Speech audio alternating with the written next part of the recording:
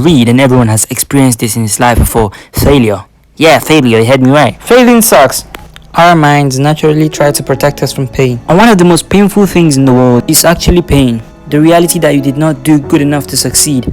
It sucks. We become so protective of ourselves that we start to avoid any situation that could possibly make us fail.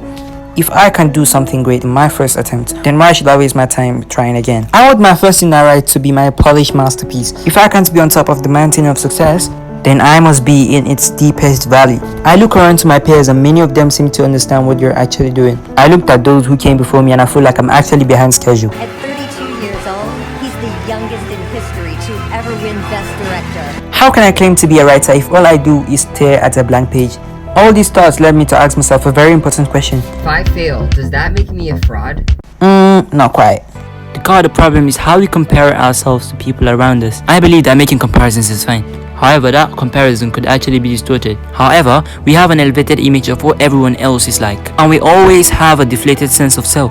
Every human being we see on different platforms, especially Instagram, seems perfect, but we only see the polished parts of them. But in comparison, we live with ourselves. We are there for every stupid mistake. What would happen if we actually accepted that all of our first attempts were going to be bad? And also, if we're truly comfortable with the idea that things are going to suck at first, we are more likely to reach the final draft.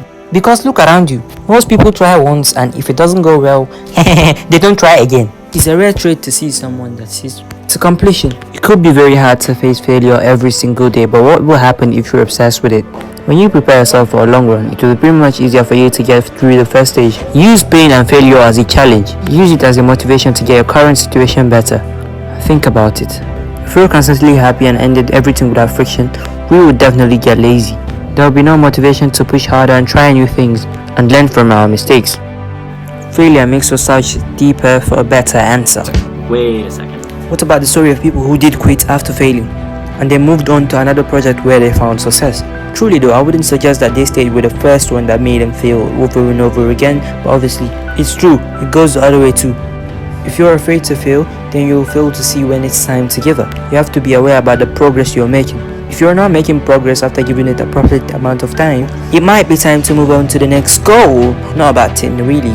And also, failing doesn't mean you're a fraud. Failing means you tried something. Fraud is someone who claims to do something but never does it. Also, there's this saying, he who failed to plan to fail. So if you're here, you plan to succeed because you watch something that's going to benefit you, that's going to help you in order to proceed to your next chapter in life. Thank you very much. I've been SK. Love. God bless.